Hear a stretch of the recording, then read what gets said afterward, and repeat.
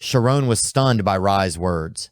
A mage's innate ability was the spirit realm, or the mental world. When confronting a mage in their spirit realm, it was like diving into the deep sea to fight a school of sharks. However, there was something that could disrupt the water flow, causing the fish to lose focus. That was the so-called magic resistance that Rye had just mentioned. If the mental world could not be affected, then magic would be useless. Once someone possessed a holy relic with this attribute, it was almost impossible for a mage to touch them. But in the end, that was just a theory. In the past, magic resistance was a precious power created from the flow of mana in the heart of a dragon. This alone made its value expensive. Furthermore, due to the fluctuations in frequency, no matter how much money was spent, its effectiveness would not increase. Even a master mage like Iagra could only harness 65% of the power of the five gods. That was why the price of a holy relic was so high that it was dizzying.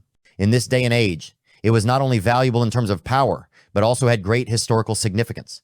The price of one anti-magic item could be equivalent to the 5-year budget of an entire kingdom. But the most noteworthy thing here was that the people who created anti-magic were mages themselves. They created the weapons against themselves simply because the demand in the market was so great and the money they made from it was as easy as turning one's hand. Those mages line up to be employed, Rye said, his voice filled with contempt. Magicians are nothing more than a profession where pathetic people sell their weaknesses to make a profit. Ryan's blood boiled with anger. He knew that Shirone was harboring the dream of becoming a mage, yet Rye had openly insulted that profession without any restraint. But strangely, Shirone, who should have been angry, did not show any change on his face. He was still calm, like a magician. Suddenly, Shirone smiled brightly and spoke. You are right. Anti-magic was indeed created by magicians. It is used to limit the ability of magic in magic-free areas. Moreover, it is also used very effectively to support the training of magic students. Shirone's words surprised both Ogent brothers, especially Rye. He thought he had misheard, and quickly asked, "What did you say?" Shirone was not shaken at all. He clearly understood that anti-magic was indeed created to deal with magicians, but its existence was like an intellectual achievement serving noble purposes. Therefore, Shirone's beliefs and views remained as firm as before. Shirone frankly said that Rye's opinion that swordsmen were more noble than magicians was just a one-sided opinion, completely wrong. Rye, the second young master of the Ogent family, had always been good at talking and putting others down. Yet today, right in his own home, he was being convincingly retorted by Shirone in a calm tone. Shirone's attitude was beyond reproach, leaving Rye completely unable to find any refute. Humph, the theory you speak of and the reality are two different things. Rye growled. No matter how cruel a magician is, the truth is that they can never win against a swordsman. After saying that, Rye left in a huff. Only then did Shirone breathe a sigh of relief. Just now, when young Master Rye appeared with a terrifying face that looked like he wanted to eat him alive, he thought he was done for. Rian was clearly happy, smiling brightly like a flower. Finally, he found a rude enough to get back at Rye for him.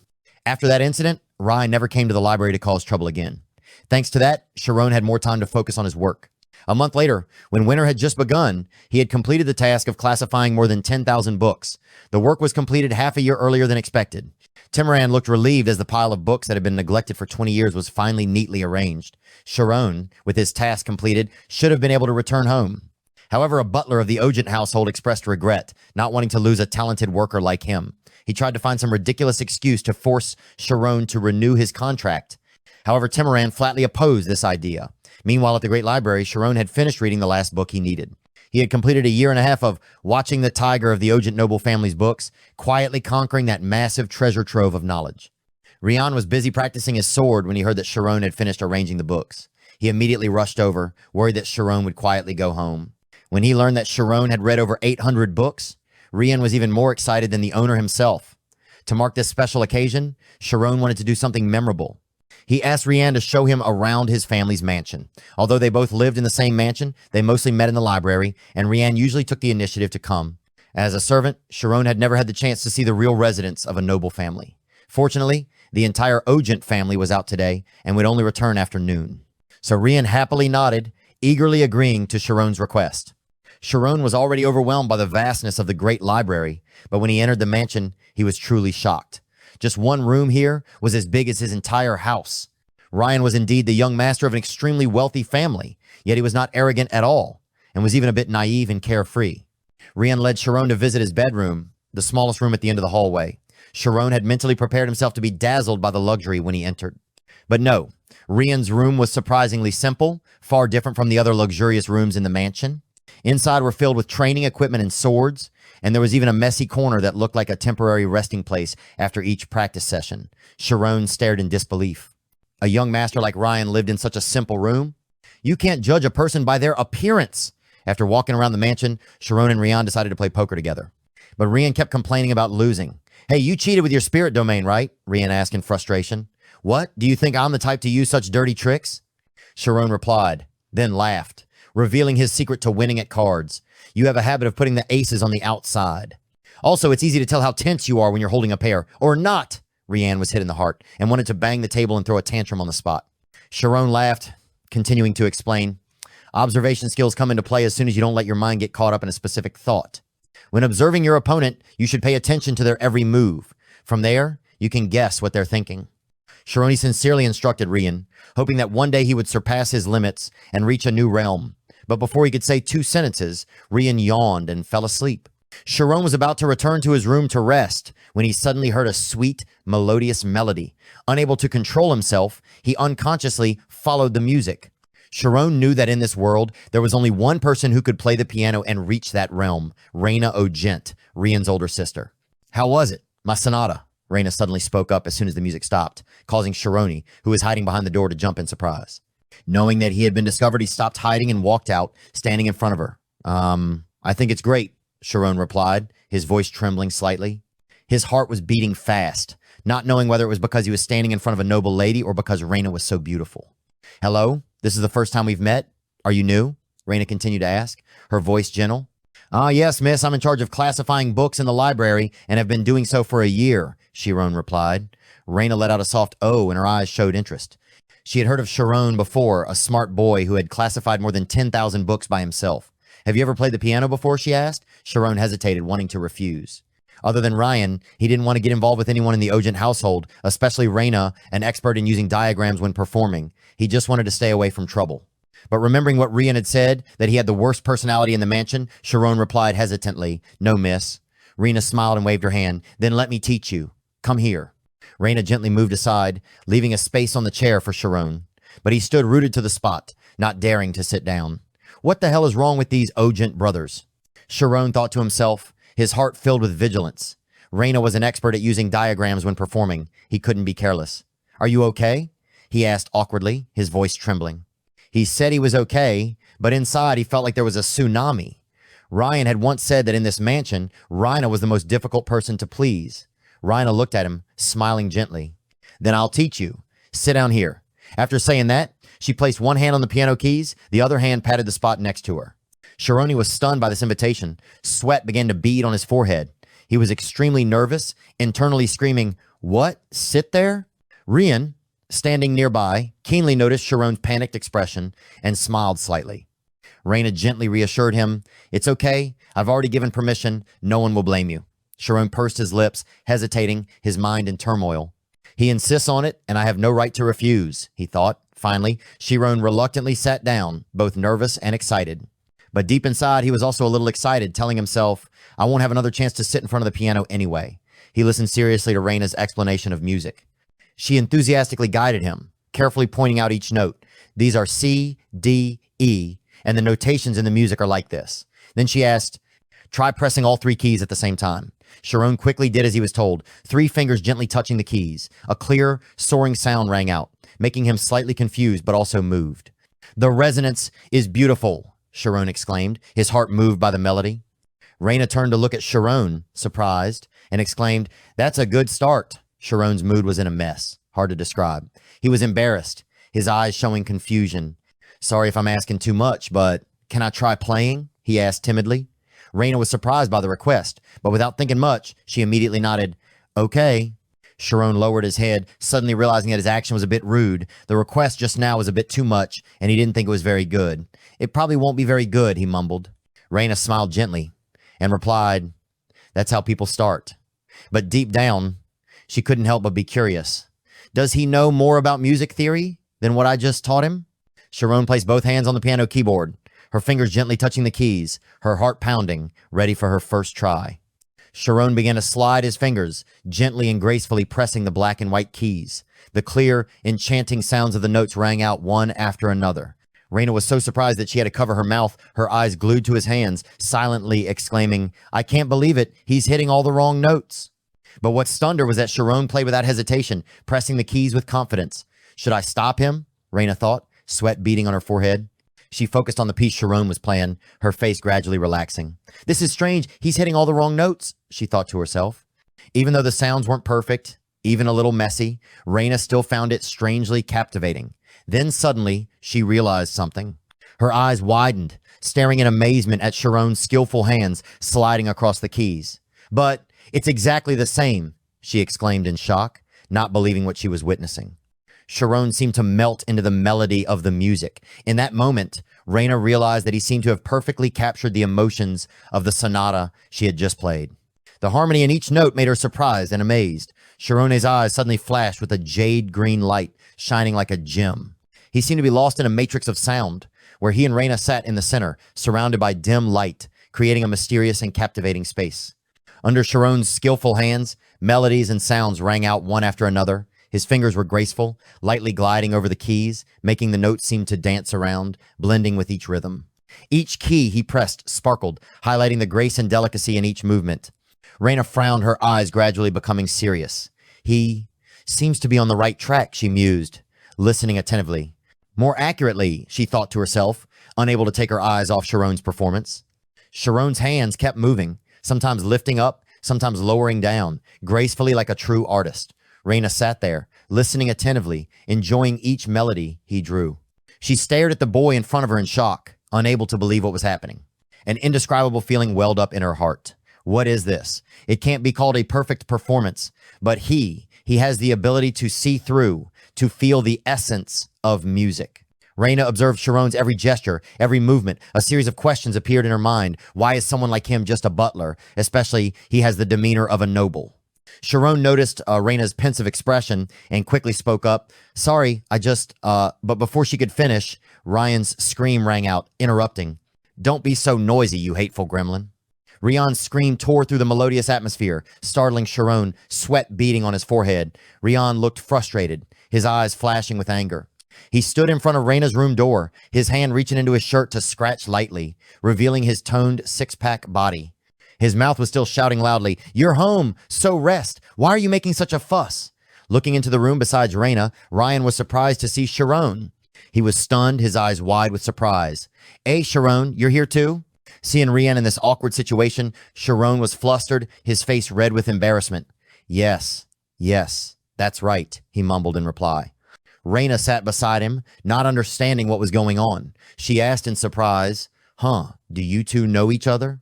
Rian stood still, while Shirone looked at him and then turned to Reina, his expression shy, stammering, No, it's... Shirone was at a loss, not knowing how to answer, sweat pouring down like a shower, feeling uneasy. If my friendship with Ryan were to be exposed, it would be over. He thought, feeling like he had committed some kind of crime. Behind him, Ryan was still scratching his head, calmly saying, "Oh, Shirone, he's my friend." After hearing this, Shirone was struck by lightning, panicking and sitting down on the floor, looking at Rian with horrified eyes. "What are you saying, Rian? You know very well." Shirone thought to himself, afraid that their friendship would cause trouble if exposed. Rian smiled brightly, hands on hips, turned to Reina, and reassured Shirone. "Don't worry, this gremlin witch has a really bad personality, but she doesn't care about that." Shirone's eyes widened, unable to believe his ears, his heart in turmoil. "What? How is that possible? Why wouldn't he care?" he cried out inwardly, his mind in turmoil. Shirone was still confused, not knowing how to face Reina when she spoke first.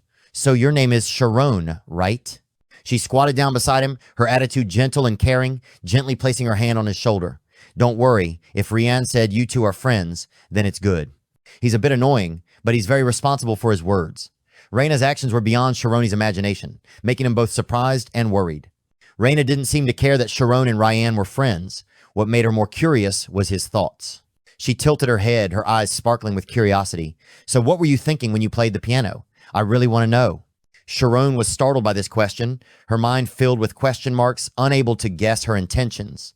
Rian standing next to her was also stunned, eyes wide open. "What? Shirone playing the piano? I thought you were making a mess in here." Witnessing this scene, Shirone's 16 years of logic collapsed. The wall of his concepts shattered in an instant. He wondered to himself, does he really not mind his brother being friends with a commoner? Shirone turned to Rian and said, Rian, why are you lying? Your sister is a beautiful and kind lady. Hearing Shirone say that, Reina couldn't hide her delight, her eyes sparkling with joy. But Ryan's face turned pale, becoming serious, his eyes revealing a trace of fear. What? Don't let her fool you. She's a witch. Who knows when she'll come after you and devour you? Shirone was stunned, his mouth gaping open. Reina leaned close to Shirone, covered her mouth with her hand, and smiled apologetically. Sorry, my brother is a bit childish. I'm glad he has you as a friend. Please keep an eye on him for me. Shirone looked at Reina's gentle face and smile, and shyly replied, It's nothing. Actually, I'm the one who owes you a favor. Her enthusiasm made him blush, his heart filled with confusion. Reina couldn't stop praising Shirone. Oh my, you're so cute. Rian saw this and smiled slyly. He's so cute. Why don't you keep him and let Shirone join your family? Reina laughed, her eyes mocking. With such interest and intimacy, aren't you afraid that he'll steal your sister away? Ryan laughed gleefully. What are you saying? I'm not the one you're worried about. It's Shirone. Before she finished speaking, Reina grabbed Ryan's collar tightly. The two sisters rushed at each other, neither holding back. Reina fought and shouted, Did you think I didn't say you thought you were so good? They wrestled on the floor. Rian couldn't take it anymore and screamed, Ouch, that hurts. Shirone stood there watching the Ogent sisters fight, his mind spinning. His confused thoughts made him confused. Just when I thought I understood more about the nobility, they became even more difficult to understand. After being beaten up by Reina, Ryan was resentful and unconvinced, shouting, Humph, why are you going home? You just took a short break. Reina calmly brushed her hands off and replied, Don't you know? Rye is preparing for the exam. I came to pick him up. We'll leave tomorrow. As for you, he's visiting a friend and will be back later. After hearing this, Ryan opened his mouth wide in surprise. What? Crazy. He lowered his head, his voice gradually becoming softer, revealing a look of sadness. Shirone looked at Rian, realizing that he was feeling sad. His mind kept thinking about what Reina had just said, the exam. It was a standard certification, a condition for mages and swordsmen to be recognized, not only in the kingdom, but also across the continent. Every year, more than 1,000 people participated, but less than 30 passed. In addition, there was also the elementary certification. If you graduate from an academy recognized by the kingdom, like Amphius Magic Academy, then your chances are much higher. They will have the opportunity to become junior mages. After accumulating enough achievement points through organizations and guilds, they can advance in rank. Hundreds and thousands of people flocked from all over. The line was endless, with no end in sight. Wherever there was wealth and fame, people would naturally be attracted. Even though they had already obtained the junior certification, they still yearned for the official certification. That was the legendary test that Rye, at the age of 18, was preparing to take. Shirone secretly exclaimed, Geniuses are indeed different. They also have the full support of their families. He sighed, his mood dropping. Reina walked over, patted Rian's head, and comforted him. It's fine. I'll go prepare dinner. Seafood from the royal palace, so I have to cook myself. She turned to Shirone, smiling brightly. It's nice to meet you, Shirone. See you next time. Shirone stared blankly at Reina and replied softly, Yes, have a nice day. He thought to himself, Will I have the chance to see her again? Recalling the scene of Reina teaching him how to play the piano, that feeling was wonderful. But he suddenly felt sad because he didn't know if he could see her again, because tomorrow he would leave the mansion. Reina walked out, leaving Shirone and Rian in the room. Shirone turned around, hesitantly opening his mouth. Ryan, your sister. He looked at Shirone, surprised. Huh? Shirone looked into the distance, his eyes determined, then suddenly asked, Does she have a lover? The question made Ryan freeze, stunned for a moment. Seeing Rian's expression, Shirone knew he had misspoken and quickly covered up. It's nothing. Rian burst out laughing, unable to close his mouth, his eyes sparkling with laughter. Shirone responded flusteredly, I was just curious. Forget that question. And besides... Before Shirone could finish speaking, Rian rushed out the door, shouting loudly for Reina. Sister! Shirone knew something was about to happen and quickly shouted after her, I told you it was nothing. He gritted his teeth, his face anxious. Seeing Rian about to run out the door, Shirone hurriedly chased after her, his heart filled with worry, blaming himself. I said something wrong because I was sad. Meanwhile, Ryan rushed out at the fastest speed, his mouth still not forgetting his duty, shouting loudly, Sister! Shirone asked this. Standing on the floor, he grabbed the railing, bent down, and shouted loudly, Do you have a lover? Reina was leading the maids to prepare a meal with seafood from the royal palace. Rian's shout echoed throughout the hall, startling everyone. The same sentence repeated, Do you have a lover? Everyone turned their heads in shock, their eyes focused on Rian. Shirone rushed over from behind, covered Rian's mouth with her hand, and pulled him back. Rian was surprised, only making incoherent sounds. Shirone hugged him tightly, covering his mouth without letting go, making the sound even more incomprehensible, causing the people below to whisper, "What the hell, lover?" Reina thought to herself, her heart in turmoil. Seeing the maids turn to look, she could only smile awkwardly, hiding her embarrassment. Then she laughed and said to them, "They're just teasing each other. Don't mind them." Reina led the maids to continue walking. While walking, she instructed, "Now then, we've finished separating the poison. Next, we have to steam it." Everyone answered in unison, "Yes, miss." But behind the nearby wall, the head butler had long since stood. Everything that had just happened had been seen by him, not missing a single detail. The head butler called out softly to the person behind him, "Hey, Hannes, do you have a guest today?" Hannes bowed his head and replied, "There is no prior schedule, head butler."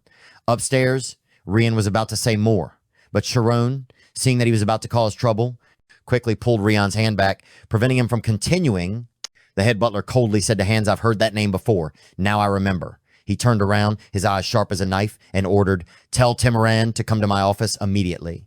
His voice rang out, decisive, "Immediately." The sky was blue. The forest was covered with tall trees. Ryan's panting and training echoed in the air. A shout rang out, 10 minutes of rest."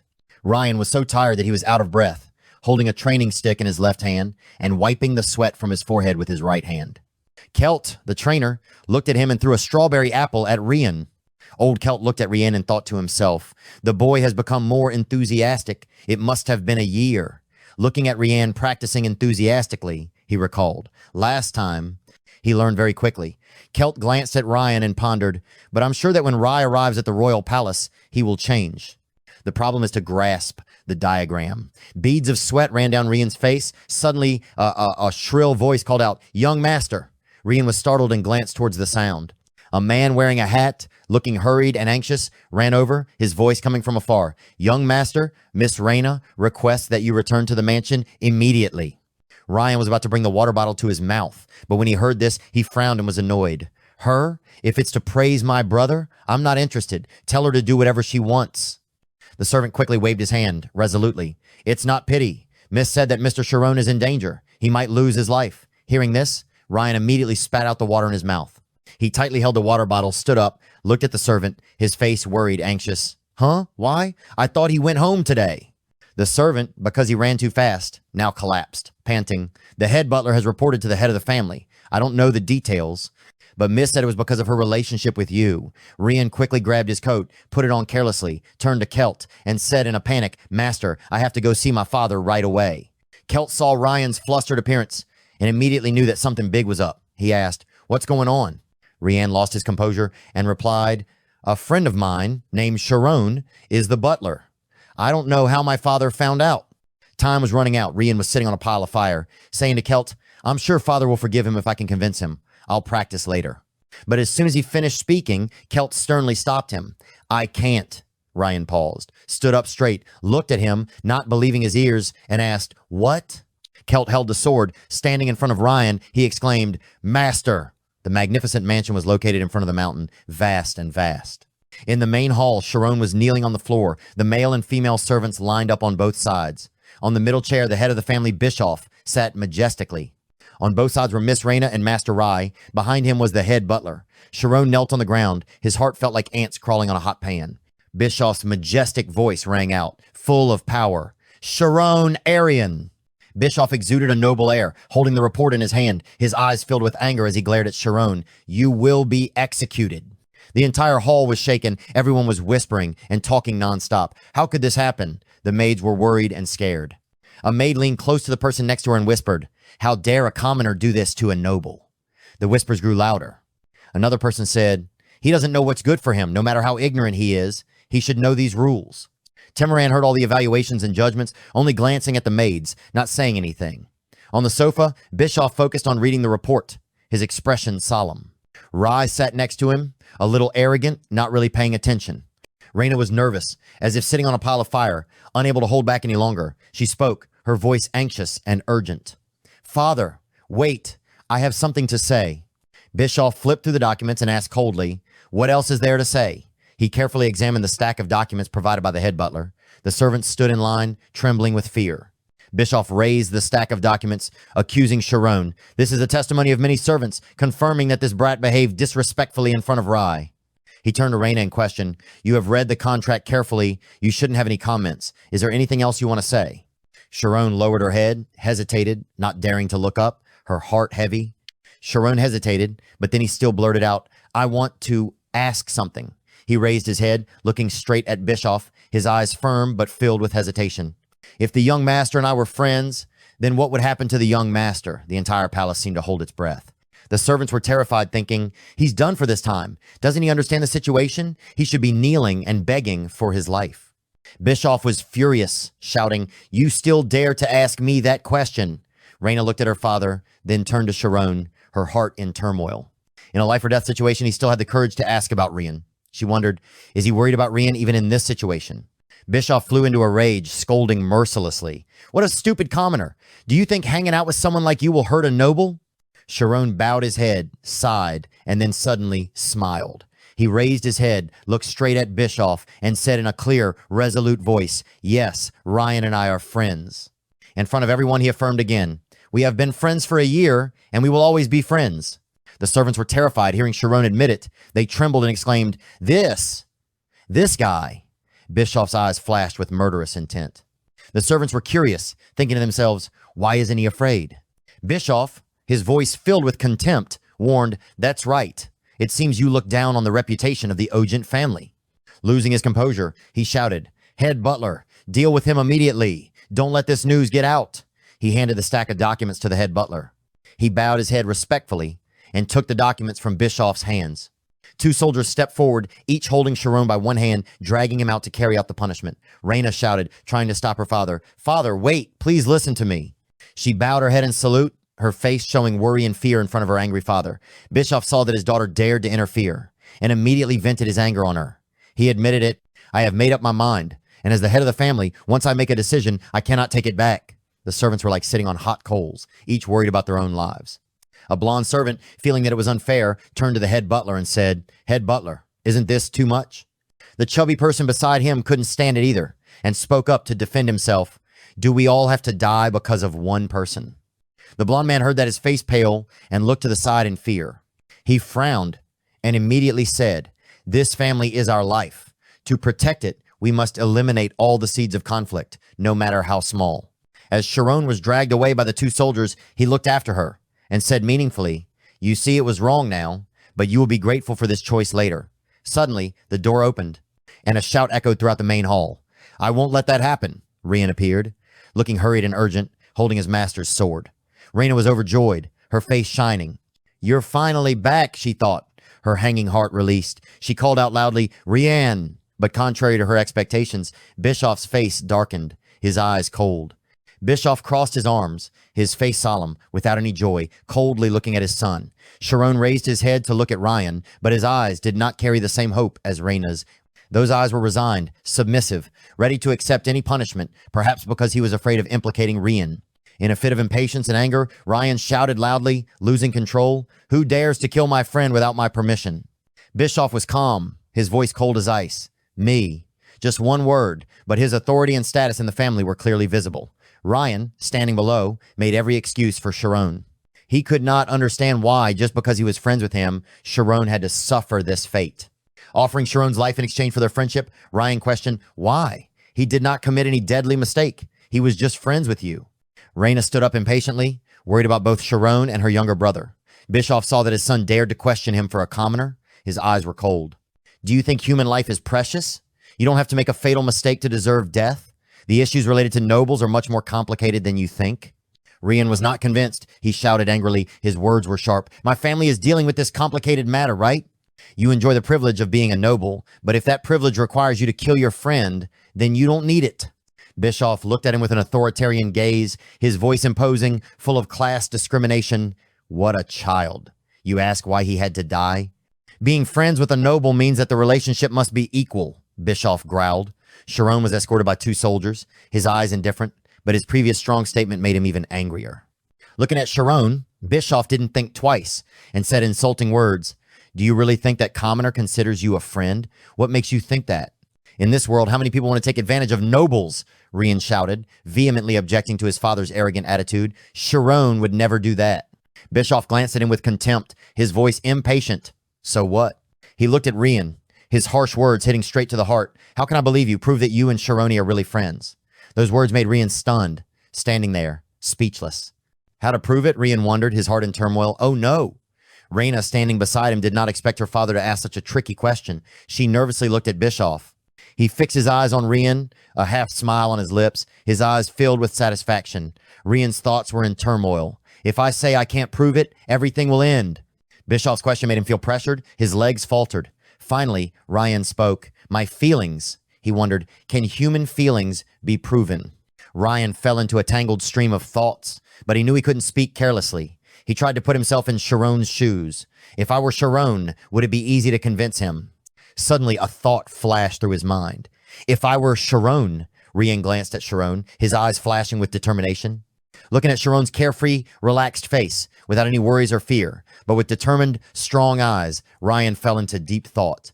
That look, as if it took everything in, just like when he played cards with me. Shirone looked straight at Rian, as if he was silently giving instructions. Rian suddenly remembered what Shirone had said before. Sometimes, not focusing on the small details will bring better results. The memory brought Rian back to when he played cards with Shirone. When his hand was not as expected, Rian put his hands on his head, frustrated and disoriented. Meanwhile, Shirone calmly held the ace of spades.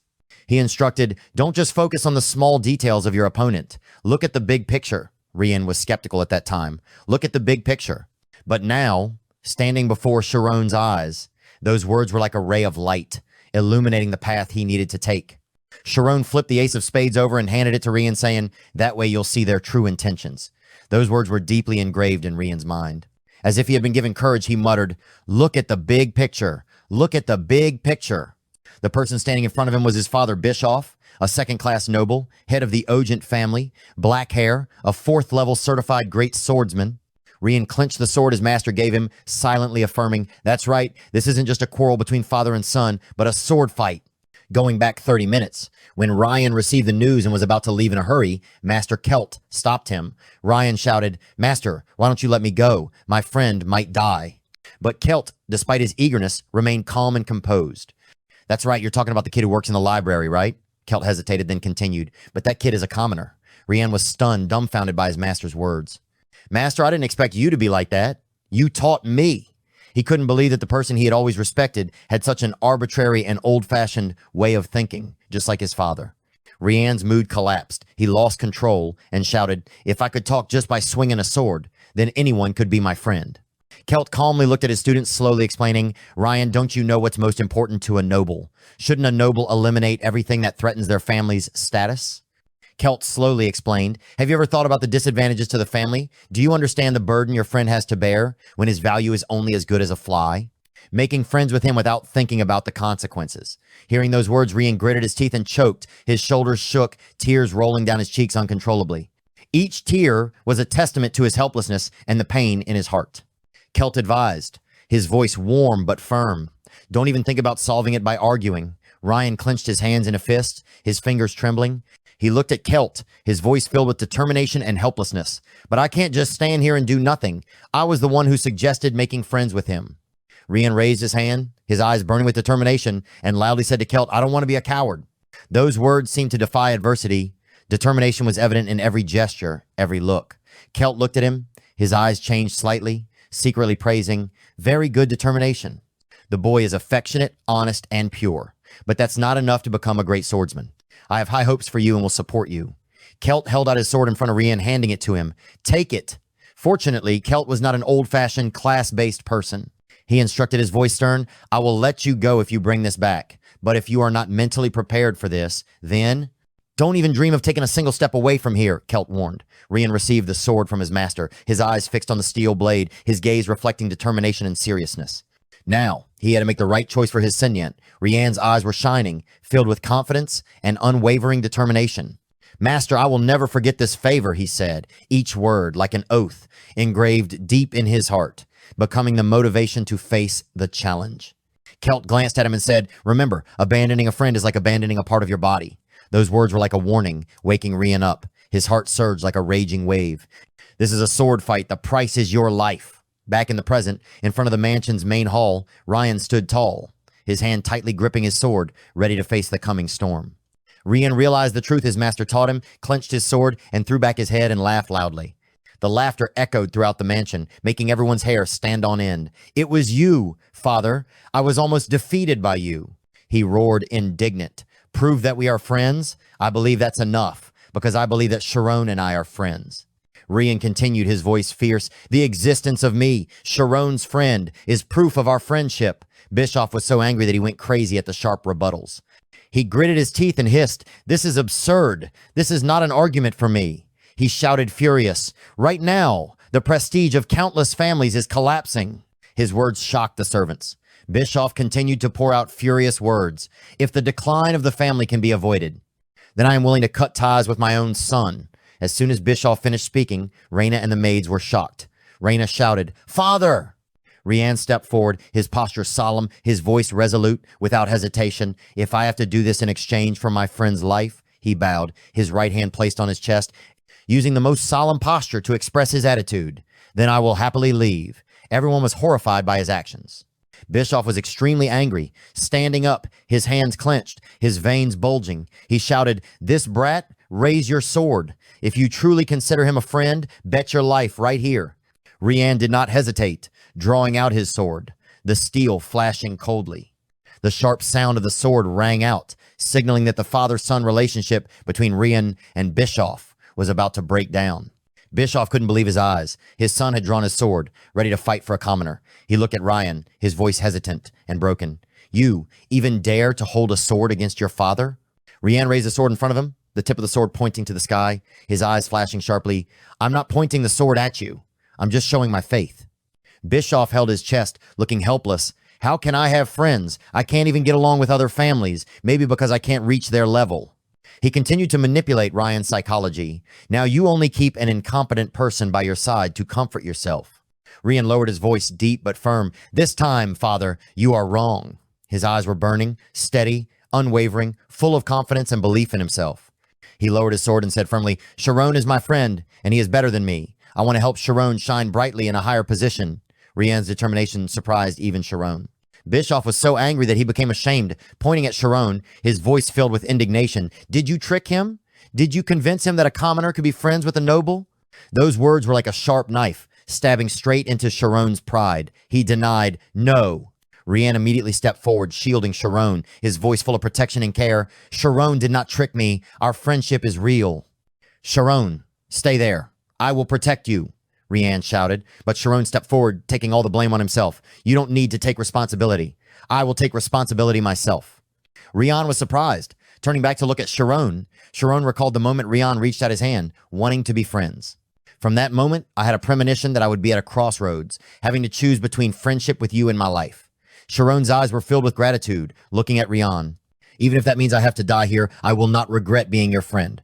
Shirone lowered his head, tears welling up in his eyes. The sincere friendship moved Rian. His voice choked, "That's right." Suddenly, Rian raised his face, shouting loudly towards Bischoff, "That's what I meant."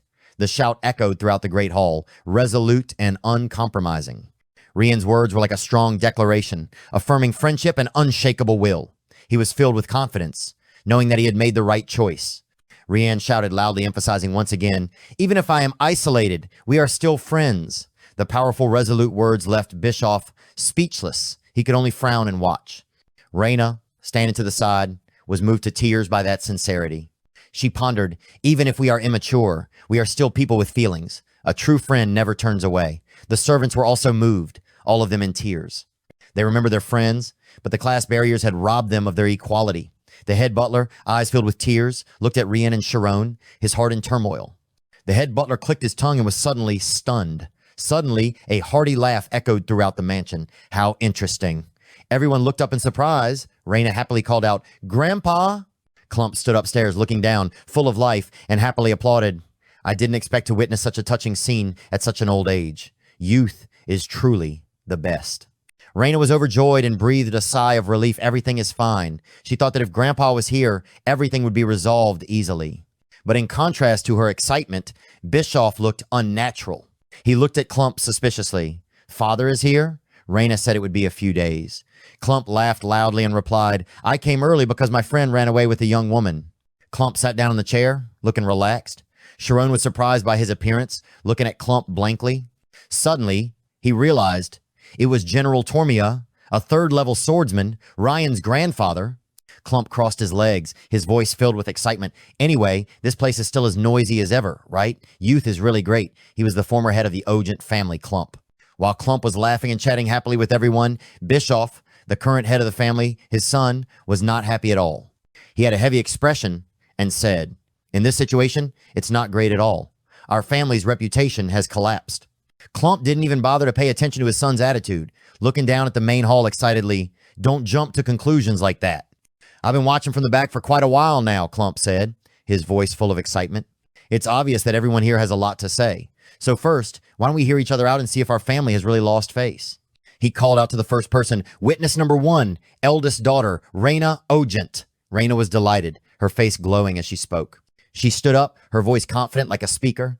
Although yesterday was the first time I met Shirone, I found him to be a smart and talented young man. Everyone in the hall turned to her, listening attentively. Klump crossed her legs, her chin resting on her hand, her eyes waiting for her niece to continue. Reina added, moreover, Shirone has fulfilled all the requirements of the contract and was supposed to leave the family today.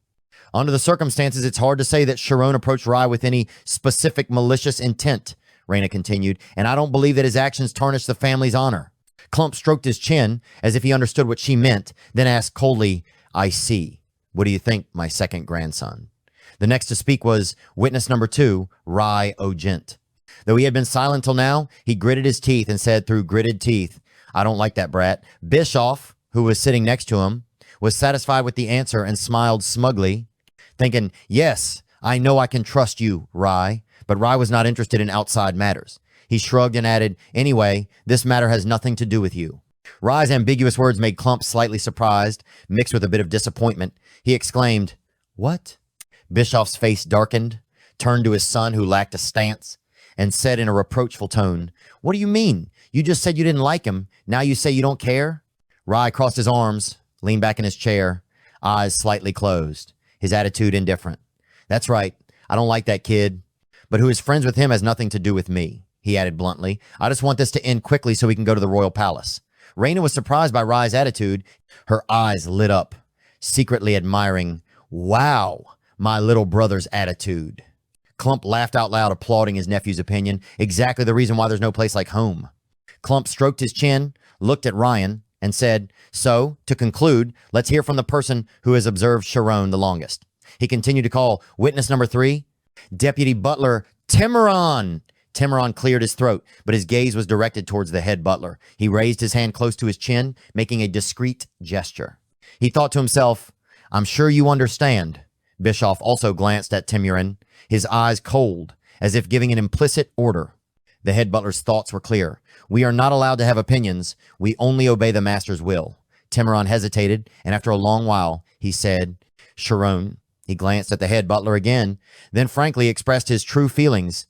He is a dedicated, intelligent servant and has never caused any trouble during his time here.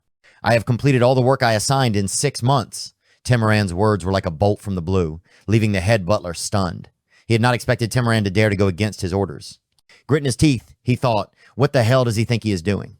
Bischoff sat there, sighing, his previous majestic appearance gone.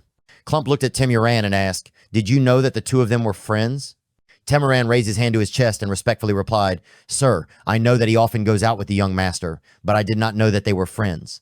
However, in my opinion, if Shirone had been lacking in manners, he would not have been able to classify those 10,000 books. Shirone was stunned, not believing his ears. Other than Ryan and Miss Reina, there was actually someone in this mansion who stood on his side. Deputy Butler Temuran spoke up to defend Shirone, causing Rian to glance at him with a satisfied smile. Finally, someone recognized Shirone's efforts and talent. Reina raised her hand to her chin, secretly happy, thinking, good, the atmosphere has completely changed. But that joy suddenly disappeared when she looked at her father. Bischoff's eyes were still cold, unchanged, full of annoyance at the constant presence of people standing up to protect Shirone, especially since Mr. Klump appeared. Things were getting out of his control. Reina understood clearly the only person who wanted to punish Shirone was her father. Suddenly, a deep, powerful voice rang out, "No!" Klump stood up, firmly repeating, "I cannot agree to this." As soon as he finished speaking, Reina and Bischoff spoke at the same time, their voices filled with emotion. "Father, you," Reina exclaimed, not understanding why Klump had suddenly changed his mind at the last minute. She had just breathed a sigh of relief, but she felt like ants on a hot pan. Bischoff seemed relieved, his eyes filled with satisfaction. Klump quickly corrected himself. "No, no. I understand that they consider each other friends." But he looked at Shirone and Rian, who were standing in front of him looking worried and tense, and then mused. "We have to stop here. If this relationship continues, rumors will spread, and that could become a weakness for our political opponents to use against us." Bischoff listened attentively, nodding because his concerns had been clearly stated by Klump. Rye, sitting next to him, remained indifferent, unconcerned. Klump began to express his views, his voice low but full of weight. "Everyone in the Ogent family is an outstanding individual of the kingdom," Klump said, his voice deep. "Rye is even preparing for his certification exam. Moreover, what can we do when so many families depend on us?" The maids stood up straight, listening to him, worried about their fate and that of their families. As commoners, serving a noble was already a great honor. Klump looked at Shirone. "Shirone, you are a smart child. I believe you understand this." Reina turned to him, wanting to say something, but the words were stuck in her throat. Ryan could not sit still. He gritted his teeth, his eyes burning, determined, not accepting any constraints, fixed on Klump. He smiled sadly, looking at his beloved grandson, thinking, "Ryan, I see that you are full of potential and intelligence." Klump sighed softly, his eyes complicated, mixed with pride and worry. "But why don't you understand what I'm saying?" Klump thought, confused. He wanted Rian to realize the heavy responsibility on his shoulders. "You know how hard it is to carry the lives of so many people." He turned to Shirone, wanting to know how he felt and what Ryan had learned from this friendship. "What do you think, Shirone? I thank you for teaching my innocent nephew what true friendship is." Klump didn't want the family to be criticized because of Shirone, he asked, "But can we end this here?" Shirone lowered his head, closed his eyes slightly, and remained silent for a long time. Suddenly, he blurted out, "Impossible." Those two words left Klump and Reina stunned and bewildered. Bischoff didn't expect Shirone to be so stubborn and indistinguishable. Rye, who had always been indifferent to things, now looked at Shirone with a different gaze. Rian was stunned by his friend's answer. He thought Shirone would beg for forgiveness for his life and sever their friendship. He didn't expect Shirone to be so bold. Rian hesitated, wanting to call his friend's name, then looked at Shirone with sincere eyes, unable to help but shout out, "Shirone!" Shirone placed his hand on his chest, looked at Klump, and said from the bottom of his heart, "If I hinder Rian, I'm willing to never see him again." Now, he no longer hesitated or feared. Shirone frankly expressed all his feelings. His voice was firm, without the slightest wavering. "That doesn't mean I can stop seeing him as a friend," Shirone affirmed, his voice confident and firm. "Ryan and I are friends." He wouldn't let their friendship be bound or tainted by anyone's words. Looking at Klump, Shirone continued, "As long as you consider that, I will obey any order you give." Rian's hand holding the sword trembled nonstop. He felt humiliated, blaming himself. Tears fell again, his heart filled with torment. "I was relieved when I thought Shirone didn't have to die. Honestly, a part of me felt that way. But Shirone understood that abandoning a friend was like abandoning a part of himself." Rian stared at Shirone, remembering what Master Kelt had taught him during their training. Abandoning a friend is like abandoning a part of yourself. Those words now echoed, engraved in his mind. Rian painfully realized his difficult decision. Meanwhile, Shirone was willing to trade his life to keep the word friend. Rian felt extremely ashamed. He made up his mind. "Fine, this is not up for negotiation." He raised his sword high into the sky, shouted loudly, his voice as sharp as thunder, "Here I declare." Klump and Reina were immediately alarmed by Ryan's actions. Reina shouted, "Don't do that." She didn't know what her brother was going to do. She was afraid that he would be impulsive. "Don't." She was worried because even a small mistake could affect the fate of Rian and the entire family. She couldn't let him act rashly. But Rian, without hesitation, stabbed the sword into the ground. The sound of steel hitting stone rang out coldly, full of determination. The sound of the sword being stabbed down rang out loudly, startling everyone in the hall. Rian's oath was like thunder, cutting through the tense, suffocating atmosphere, making Bischoff tremble with anger. He gritted his teeth, his face contorted in an unsightly grimace, and roared, "What, damn it?" The entire mansion seemed to shake under his rage. The roar echoed in every corner. "You fool." The knight's oath originated from the time the Tormia kingdom was first established. During the chaotic period, large and small countries fought over the Atophi colony. The strongest one united them all, establishing the Tormia kingdom. But the young kingdom had to face powerful neighboring countries ready to invade at any time. To avoid being purged after the unification, the defeated kings were allowed to rule their own territories, and thus the knightly oath was born. They knelt before the new king, swearing to become a sword that only obeyed their master, in return receiving noble status. That was the origin of the knightly oath and the formation of the nobility. Breaking that oath meant becoming a despicable person, worse than a mad dog. Rian turned to everyone, smiling mischievously. What do you think? I can't take it back now, can I? The entire hall was silent. Everyone's mouths were wide open at his sudden decision. Rian still held his sword tightly, his eyes steadfast, without a moment of hesitation. Rian stood with one leg supporting him and the other kneeling, his heart full of self-reproach. Master, I've caused a big disaster this time. He imagined Kelt getting angry and shouting, I didn't give you the sword to do this. Shirone knelt down beside him, holding Rian's hand, panicking, Rian, what the hell are you doing? Rian didn't reply, just glanced at everyone. Klump's voice rang out, his face hardened, his features determined. Ryan, if I really saw you swear to become his sword, then that boy must be worthy, right? Answer me. Shirone helped Rian up. Both of them looked towards Klump. He continued, is he really talented, or is he just talented in your eyes because you yourself are useless? Hearing this, Rian relaxed slightly, revealing a confident smile. He placed his hand on his chest and shouted, the sword doesn't judge. It only protects. Everyone's faces darkened at his answer. Even Shirone was surprised, her eyes wide open. Suddenly a burst of hearty laughter rang out, breaking the tense atmosphere. Klump placed his hand on his face, laughing until his body shook, his voice filled with glee. Your mouth is quite good, but with such mediocre swordsmanship, I feel sorry for your friend to receive such a sword. Rian was stunned, stammering. Grandpa, Grandpa. Klump placed his hand on Shirone's shoulder, smiling warmly, both comforting and reminding, enough, enough. It's all over. Even though he's not the sharpest sword, Shirone, he will never betray you. Take good care of my grandson, Klump said, patting Shirone on the shoulder. He closed his eyes, feeling this moment. Ryan looked at him, his eyes filled with gratitude. Thank you for recognizing me, Klump pointed at the head butler, ordering, you two have sworn to be friends for life. I can't let you go so easily. Head butler, use the carriage that was prepared for Shirone to go home and bring his parents here. He quickly bowed his head. Yes, I'll go right away. Looking at the clear blue sky, the clouds drifting by, the head butler thought helplessly, I can never guess what the nobles are thinking. Ryan finally relaxed, feeling relieved. Ryan laughed heartily, exclaiming, so comfortable. He collapsed onto the bed, his arms stretched out. Shirone sat down beside him. Ryan laughed loudly, asking, did you see our family's expressions? It's amazing. Shirone could feel the joy overflowing in everyone's hearts, but he softly said, Ryan, the knight's oath, you don't need to do that for me.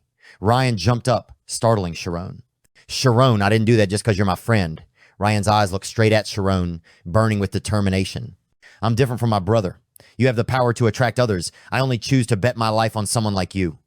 Shirone was embarrassed, his face flushed, and he stammered. What? He thought to himself, embarrassed. Why would you say that? Looking at Rian, Shirone exclaimed, I feel so pressured. Shirone blushed and said to Rian, But if you want to protect me, you have to train much harder. Those words made Rian so angry that he vomited blood. Shirone asked worriedly, What? What's wrong? Rian was weak and replied, Nothing. You just hit my weak spot. Suddenly, Reina pushed the door open and entered, saying loudly, Ryan, did you really swear the knight's oath that you would become Shirone's sword? Seeing Rian collapsed on the bed, looking like a pile of blood, she worriedly said, What's wrong with him? Rian used the last of her strength and mumbled, Get out. Shirone disagreed. What are you saying? Your sister just helped us a lot. He turned to invite Reina. Please come in. Reina arrogantly replied, That's right. I brought important information from the opposition. Rian immediately sobered up, her mood mixed with anxiety, her eyes waiting for her to continue. What's wrong? What are father and grandfather doing? Rian asked. Reina gently sat down on the bed and told them both, They're really bloodthirsty, but I've already used the knight oath, so now they're discussing what to do next. She revealed an important piece of news.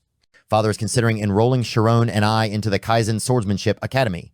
Reina turned to Shirone and smiled. Shirone, you said your swordsmanship was terrifying, right? You said it yourself. Shirone was confused. But is it that bad? Reina smiled brightly. Of course. You're a member of the Ogent family now. I've told them about your talent. Who knows? They might invest something in you. They want you to use your talent to support Rian. The clan must have wanted to support Rian's success for his future. After hearing this, Ryan shouted at Reina, "Without your permission, who would dare to send you to the academy? It was so hard for you to play with Shirone." Reina didn't say anything more and kicked Rian to the ground, stepping on him. She sighed and shouted mercilessly, "You stupid bastard. After causing such a ruckus, what else do you want to do?" Rian was not convinced, turned his head, his eyes sharp as knives, and shouted back, "Shirone didn't go to the Sword Academy anyway. He's going to become a mage." "Shirone has already opened his spirit domain." Reina was surprised, looking at Shirone suspiciously. "What? Spirit domain? Shirone opened it?" She was stunned, turning to Rian. "Wait, does that mean you swore a knight's oath with a future mage?" Reina looked at Shirone, still not believing her ears. Rian was angry and shouted regardless, "There is a limit to being useless. Get out of here, old lady." Thinking of the scene of Shirone and Rian's sword fighting, Reina spoke up. "So you used synesthesia to sense the spiritual world, read Rian's movements, and won?" She rubbed her chin, exclaiming, "Good idea. Since your spiritual world energy is quite high, this is completely possible." Shirone replied awkwardly, "Really?" Reina kept praising, "You're amazing. According to what I learned in school, the more condensed the energy, the more stable the spiritual world. Maintaining that density while using a sword is extremely outstanding." Hearing those words, Shirone's cheeks turned red, and she gently rubbed her head. Reina and Ryan simultaneously thought, "Are you embarrassed just by saying that?" Reina said, "Master Kelt already knew about this, so he terminated the contract yesterday. He will say goodbye tomorrow morning." Ryan was even more surprised, gripping his sword tightly, feeling sad and troubled. He thought to himself, "Master, you are about to leave this land." A butler opened the door and announced, "Mr. Shirone, your family has arrived and is waiting in the living room." The master said, "You can meet them first if you want," Reina asked gently. "What do you think, Shirone?" Shirone smiled briefly, but then could not hide his emotions, happily stood up and shouted, "I will go." He ran downstairs so fast that the two butlers anxiously shouted after him, "Stairs! Be careful with the stairs." Shirone said shyly, "Just talk to me like before. It's a bit..." The two butlers panicked and replied quickly, "Oh my God, no, please don't say that. Our heads will fly off." Shirone smiled reassuringly, "Don't worry, I won't tell anyone." But they still insisted, "Even so, it's not possible." After a few minutes, the group arrived at the door of the reception room. Shirone hurriedly pushed the door open, eagerly looking inside, where his loved ones were waiting. Seeing his parents, he shouted, "Mom, Dad!" They were moved and shouted in unison, "Shirone!" Ignoring everything, Shirone rushed over like a little bird returning to its nest, burying himself in the warm embrace of his parents. The three of them hugged each other tightly, their happiness overflowing and overflowing. Shirone looked at his parents, feeling sorry. They have lost a lot of weight. They must have worked hard, worrying about me day and night. Shirone's mother wiped her tears and reassured, "Don't worry. Your parents are fine." Vincent wondered, "But why did you call us? After finishing work, you should go home, right?" He suddenly became agitated and asked, "Didn't they make you stay and not let you go home?" Shirone quickly explained, "No, it's just that I was given a very good opportunity." Vincent was bewildered. Shirone's mother was also confused. "A good opportunity?" Shirone nodded, then told the whole story to her family. After listening, both of them were stunned, their faces pale and stiff. Vincent stared, motionless, staring at his son. Then he forced a smile, spoke, his voice trembling. "So what you mean is, you became friends with a young nobleman while working at the library, and he even swore a knightly oath with you? Then you're allowed to be friends with him?" Vincent asked, his voice trembling. Shirone calmly replied, "Yes, that's right." Vincent suddenly lowered his voice. "Shirone, tell me the truth." He grabbed his son's shoulders tightly, shaking him continuously, tears welling up in his eyes, shouting, "How could a smart kid like you be so delusional? Did someone treat you badly? Tell me." Shirone was shaken until she felt dizzy, but still tried to say, "No, it's true." Vincent hugged his son tightly, sobbing as if he was about to say goodbye. "Oh my God, they say that those who go to noble houses can't return safely, my son." Shirone's mother quickly pulled her husband away. "Vincent, calm down." Just then, the door opened. The butler's voice rang out, "Sir Shirone, Master Klump, and Miss Reina want to see you and your family right now." "Young master, the master has arrived," the butler announced. The three of them entered. Bischoff spoke first, his voice solemn. "It is a pleasure to meet you both. I am the master of the Ogent family, Bischoff Ogent." Ryan bowed slightly. "Hello, I am Shirone's sword, Ryan." Reina introduced herself gently. "I am the eldest daughter, Reina. I have heard a lot about you too." Vincent and Shirone's mother, still shocked by what had just happened, their faces pale, and they quickly bowed respectfully. "Hello. We are Shirone's parents. Vincent stammered. How? Great people like you, Reina was surprised. Oh my, hasn't Shirone told you anything? Vincent, his spirit in a panic, his voice trembling. Yes, what the boy said, his delusions. Are they all true? Even when they sat down at the luxurious banquet table, filled with delicacies, Vincent still couldn't believe it, his eyes wide open, his mind in a daze. Impossible, impossible, Vincent muttered, his mind drifting. Shirone's mother was flustered, mumbling, Honey, there are so many things. Even though the banquet was over, Vincent was still like someone who had fallen from the sky, his mind in turmoil. What the hell is going on? Shirone's mother received a cup of hot tea from Reina, gratefully saying, Thank you. Vincent felt the suffocating atmosphere, his mind wanting to scream. His hand holding the teacup trembled, almost dropping it. Even though I don't know what a knight's oath is, there's no way a noble family would treat a humble servant like me well. He thought he had to clear this up. Taking a deep breath, Vincent spoke. Sorry, I'm happy that your son is highly regarded by you, but I'm also worried. A young master of the Ogent family would swear a knight's oath with Shirone. Unbelievable, Vincent repeated. Bischoff frowned and replied, Yes, to be honest, I am a little upset, he continued, his voice calm. However, for the Ogent family, according to gentlemanly principles, the knightly oath is absolute. If we discriminate based on status, the Ogent family's honor will be ruined. Therefore, from now on, we will use honorifics. Please do not feel uncomfortable, and my family will fully support your son. Klump laughed out loud. It's been a long time since I heard you say a single correct sentence. Bischoff was annoyed. Father is so noisy. Shirone thought to himself. As the head of the family, managing all major matters, Mr. Bischoff is truly decisive and proud. Even though it is difficult to place a commoner like me under his protection, he still does it. He turned slightly to look at Reina, seeing her wink mischievously. Shirone smiled, feeling relieved. Looking at Rian's bright smile, Shirone thought to himself, he's not afraid of anyone. Bischoff returned to his serious expression and said, getting straight to the point, your son is a user of the spirit world. The spirit world is not something that can be achieved through hard work. To put it bluntly, it's an inborn talent. He continued, from what I know, he wants to become a mage. To quickly get an unofficial mage license, I think Alpheus Magic Academy, one of the 5 most prestigious schools in the kingdom, would be suitable. Bischoff rubbed his chin. I'm not saying that he has to go there to become a mage, but if he doesn't, his talent will be compromised. I don't recommend it. So Shirone should study at Alpheus Academy to meet the Ogent family standards, Bischoff said. Klump reminded him, consider their understanding, son. Bischoff looked at Vincent's stiff expression and immediately understood what his father meant. He went straight to the point. If your son graduates from the magic school, he will become a mage. Vincent was stunned and stood up abruptly. Our son will become a mage? He thought to himself, his voice trembling. The magic school? Impossible? Is this a dream? Bischoff continued. However, the biggest problem is his status. Vincent was startled. Bischoff awkwardly explained, the magic school is very selective, only accepting children of nobles. Klump interjected, his voice serious. There is only one way. We will adopt Shirone as the Ogent family's adopted son. Vincent was stunned, unable to believe what he had just heard. His mind was in turmoil. What? Klump resolutely explained. This is the only option after family discussion. I have a cousin who doesn't have a child. If Shirone's name is added to my cousin's family, all problems will be solved. But we don't intend to steal your child. It's just on paper. Klump pushed a commitment paper over. Through this, Shirone will become a noble, Vincent thought to himself. Shirone will become a noble? How lucky is he to have this opportunity? But he suddenly hesitated. If I agree, it will feel like I've lost my child. He looked at Shirone, his eyes troubled, as if pleading in his heart. Tell me, Shirone, what should I do? Looking at Shirone's calm expression, Vincent became even more panicked, thinking to himself, has he already made up his mind? Shirone glanced at his father, his hand slowly touching his large, rough hand, full of calluses from years of hard work raising him. Then he held it tightly, causing Vincent a little pain. With a determined gaze, Shirone shouted loudly, no way. I am my father's son. I cannot be someone else's adopted son.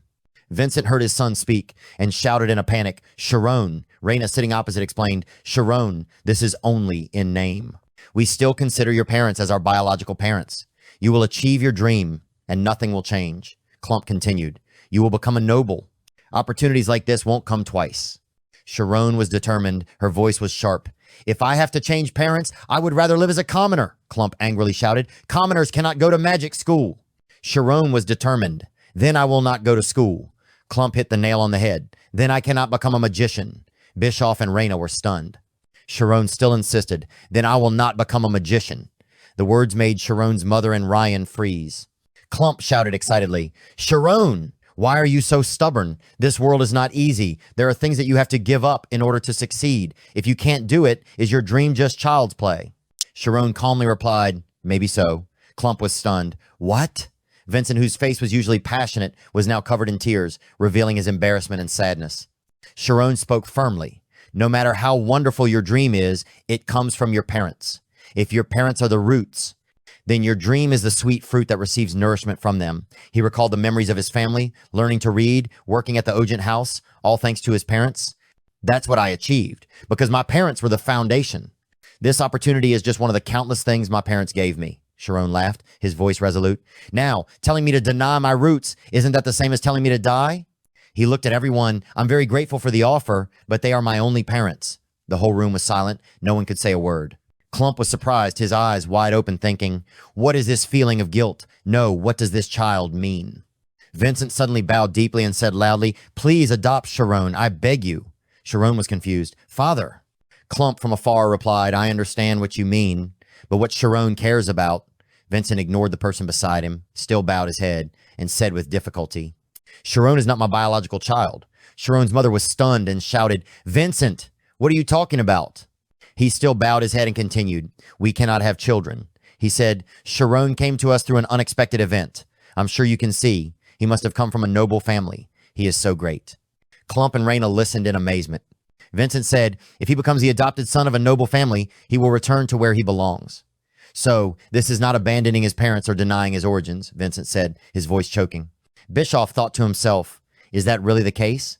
He looked at their family, suddenly realizing what everyone in the room seemed to have guessed. Shirone looked completely different from his parents.